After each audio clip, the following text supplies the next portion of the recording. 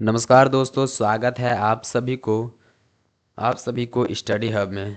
दोस्तों, आज हम बीएससी फर्स्ट सेमेस्टर बॉटनी का पहला यूनिट का पहला यू पहला टॉपिक पढ़ने जा रहे हैं, जिसका नाम है भारतीय प्राचीन वैदिक एवं विरासत वनस्पति विज्ञान पढ़ने वाले हैं। दोस्तों, यह यूनिट का पहला और बहुत ही महत्वपूर्ण अध्याय है। इस अध्याय में हम जानेंगे कि प्राचीन भारत में पौधों के बारे में कितना ज्ञान था, वेदों में वेदों में पौधों का क्या महत्व रहा, और हमारी विरासत में पौधों का क्या भूमिका रही। साथ ही हम चरक, सुश्रुत हो गया और पराशर जैसे महान विद्वानों का योगदान के बारे में भी जानेंगे इस वीडियो में। ठीक है, इस पूरे लेक्चर को हम बहुत ही आसान आसान भाषा में, जैसे कि हिंदी और इंग्लिश भाषा में समझेंगे, ताकि आपको याद करने और परीक्षा में लिखने में कोई परेशानी ना हो। तो चलिए दोस्तों, बिना समय बर्बाद किए यूनिट फर्स्ट के इस महत्वपूर्ण अध्याय को शुरू करते हैं। सबसे पहले हम पढ़ेंगे परिचय को। ठीक है, सबसे पहले हम लोग परिचय को पढ़ेंगे, है ना। तो चलिए शुरू करते हैं। भारत विश्व के सबसे प्राचीन सभ्यताओं में से एक है। भारत जो है विश्व की सबसे प्राचीन सभ्यताओं में से क्या है, एक है। प्राचीन काल से ही पौधों का मानव जीवन में क्या रहा है, अत्यंत अत्यंत बोल सकते हैं, बहुत ही प्राचीन काल से ही पौधों का मानव जीवन में अत्यंत महत्वपूर्ण स्थान रहा है। जैसे कि भोजन हो गया, औषधि हो गया, कृषि हो गया, वस्त्र हो गया, आवास हो गया, धार्मिक अनुष्ठान हो गया, तथा पर्यावरण संरक्षण में पौधों का क्या रहा है, बहुत ही महत्वपूर्ण भूमिका रहा है। इन सभी चीज़ों में पौधों का बहुत ही महत्वपूर्ण भूमिका रहा है। प्राचीन भारतीय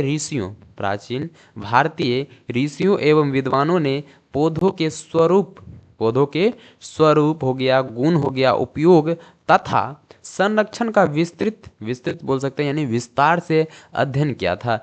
यह ज्ञान वेदों के उपनिषदों, पुराणों तथा आयुर्वेदिक ग्रंथों में क्या है, सुरक्षित है। इसी ज्ञान के अध्ययन को हम लोग क्या बोलते हैं, भारतीय प्राचीन वैदिक एवं विरासत वनस्पति विज्ञान। आज हम लोग इस वीडियो में भारतीय प्राचीन वैदिक एवं विरासत वनस्पति विज्ञान को पढ़ने वाले हैं। तो आप लोग समझ गए होंगे कि भारतीय प्राचीन वैदिक एवं विरासत वनस्पति विज्ञान किसको कहते हैं।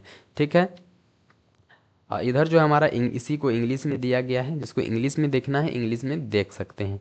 ठीक है, तो आगे बढ़ते हैं हम लोग। चलिए, मेन टॉपिक हमारा अब यहाँ से शुरू होता है। ठीक है, ये जो हम इससे पहले हम लोग इंट्रोडक्शन को देखें। ठीक है, इंट्रोडक्शन में हम देखें कि भारतीय प्राचीन वनस्पति विज्ञान जो है होता क्या है। तो आप लोग समझ गए होंगे कि भारतीय प्राचीन वनस्पति विज्ञान क्या होता है। ठीक है, चलिए, भारतीय प्राचीन वनस्पति विज्ञान भारतीय प्राचीन वनस्पति विज्ञान से तात्पर्य प्राचीन भारत में विकसित पौधों संबंधी ज्ञान से ही है।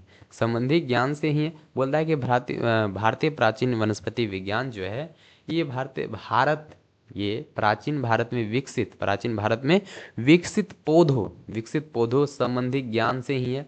ठीक है, प्राचीन भारतीयों को औषधि पौधों भारतीय प्राचीन भारतीयों को औषधि पौधों, कृषि हो गया, पौधों के वर्गीकरण तथा पर्यावरण संरक्षण का क्या था, संरक्षण का बहुत ही अच्छा ज्ञान था।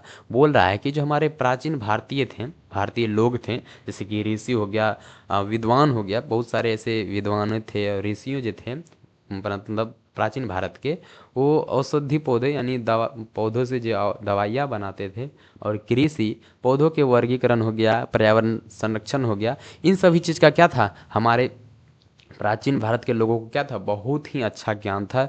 पौधों का उपयोग केवल भोजन और औषधि के लिए ही नहीं, बल्कि धार्मिक, सामाजिक और आर्थिक कार्यों में भी किया जाता था। बोल रहा है कि जो पौधों का जो उपयोग होता था, वो दवाई बनाने में किया जाता था, है ना, और भोजन में किया जाता था।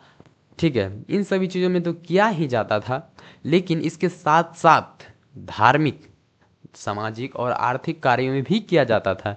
ठीक है, इसकी प्रमुख विशेषता की अगर बात करें तो औषधि पौधों का व्यापक उपयोग, कृषि एवं बागवानी का विकास, प्रकृति संरक्षण पर विशेष बल, पौधों का धार्मिक महत्व प्रदान करना, पौधों का उपयोग के आधार पर क्या करना, वर्गीकरण करना, ये जो है हमारा भारतीय प्राचीन वनस्पति विज्ञान के क्या थे, विशेषताएं थे। ठीक है, चलिए आगे हम बढ़ते हैं, अगला टॉपिक पढ़ते हैं। ठीक है, अगला टॉपिक हमारा क्या है, तो चलिए जानते हैं अगला टॉपिक हमारा क्या है। इधर जो है इंग्लिश में दिया गया है। अगला टॉपिक हमारा है वैदिक वनस्पति विज्ञान। वैदिक वनस्पति विज्ञान होता क्या है, तो वैदिक वनस्पति विज्ञान वेदों में वर्णित वनस्पति संबंधी ज्ञान का अध्ययन है। ठीक है, वेदों में क्या होता है, अनेक औषधियां पौधों कृषि हो गया, पद्धतियों, पर्यावरण संरक्षण तथा पवित्र वृक्षों का उल्लेख मिलता है। वैदिक काल में वनस्पति को जीवन का आधार माना जाता था। वैदिक काल में क्या होता था कि वनस्पतियों का जीवन का क्या होता था, आधार माना जाता था। ठीक है, इसके 4 वेद हैं।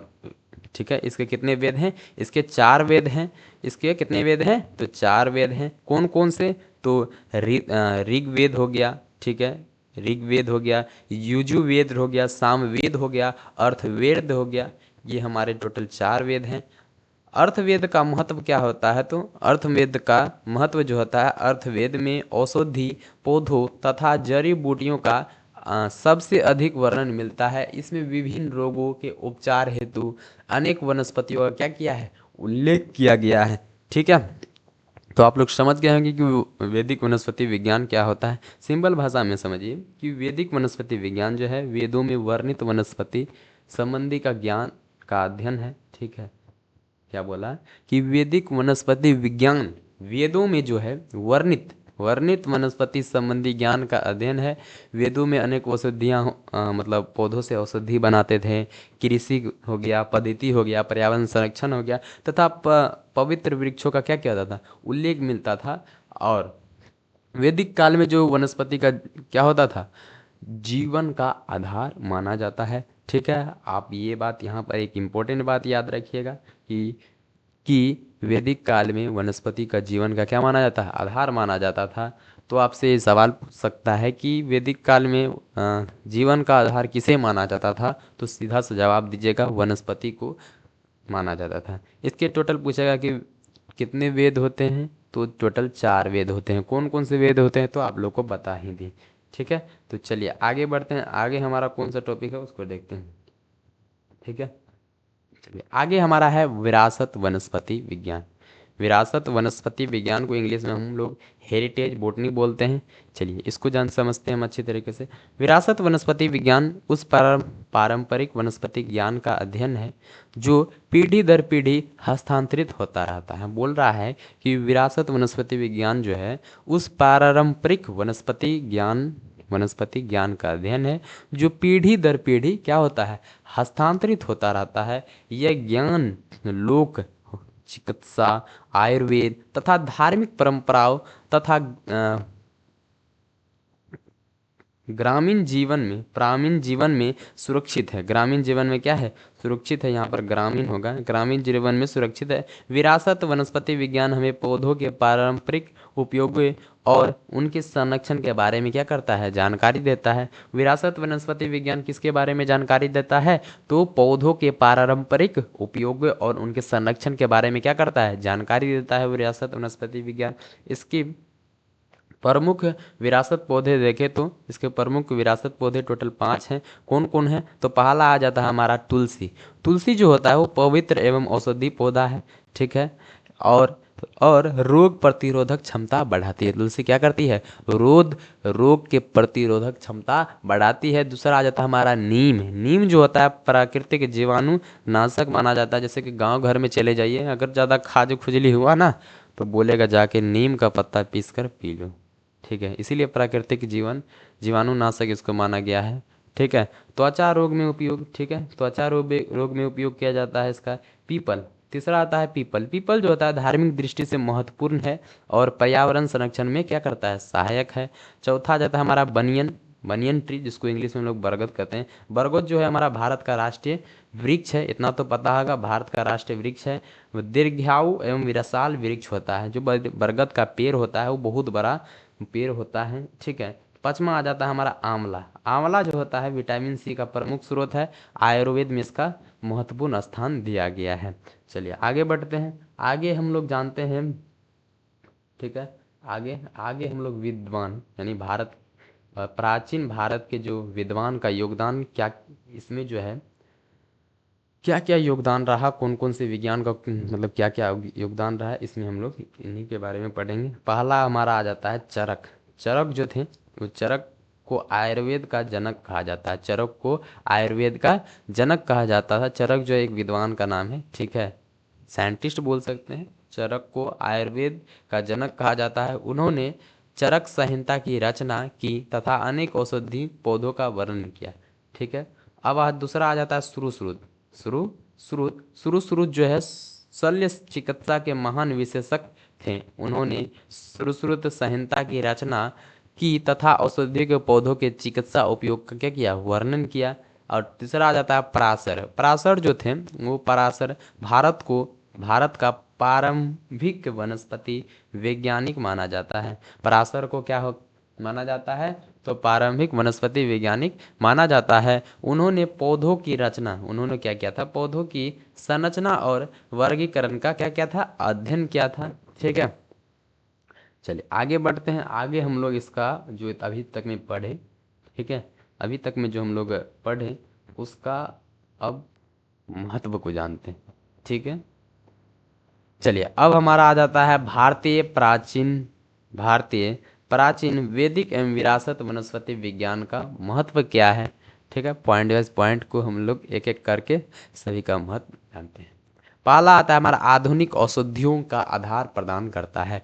भारतीय प्राचीन वैदिक जो होता है, भारतीय प्राचीन वैदिक एवं विरासत वनस्पति विज्ञान का महत्व क्या है, तो इसमें सबसे पहले आता है हमारा आधुनिक औषधियों का आधार प्रदान करता है, ठीक है। दूसरा आ जाता है जैव विविधता के संरक्षण में क्या करता है, सहायता करता है। ना तीसरा आ जाता है हमारा पर्यावरण संरक्षण को क्या करता है, बढ़ावा देता है। कौन बढ़ावा देता है भाई, तो भारतीय प्राचीन वैदिक एवं विरासत वनस्पति विज्ञान, ठीक है। ये क्या करता है, आधुनिक औषधियों का आधार प्रदान करता है, जैव विविधता के संरक्षण का सहायता प्रदान करता है, पर्यावरण संरक्षण को क्या करता है, बढ़ावा देता है, सतत कृषि के विकास का सहायक है, पारंपरिक ज्ञान को सुरक्षित रखता है, वैज्ञानिक अनुसंधान के लिए महत्वपूर्ण है, सांस्कृतिक एवं विरासत का संरक्षण करता है। ये हमारा पहला यूनिट का पहला पार्ट था, ठीक है। इसमें हम लोग भारतीय प्राचीन वैदिक विरासत वनस्पति विज्ञान को पढ़ा, ठीक है। पहला यूनिट में जो है भाई आपको दो पार्ट में डिवाइड किया है। पार्ट ए जो कि हम लोग अभी पढ़े, पार्ट बी जो कि पढ़ने वाले हैं जिसका नाम है माइक्रोस्कोप, ठीक है। पार्ट बी में हम लोग को माइक्रोस्कोप पढ़ना है, ठीक है। तो हमारा पार्ट ए आज खत्म होता है। अगले वीडियो में हम लोग पार्ट ए को लेके आ रहे हैं जिसका नाम है माइक्रोस्कोप। तब उसके बाद हम लोग यूनिट सेकेंड पर चलेंगे, ठीक है। तो चलिए मिलते हैं हम लोग अगले अगले वीडियो में। तब तक के लिए जय हिंद जय भारत।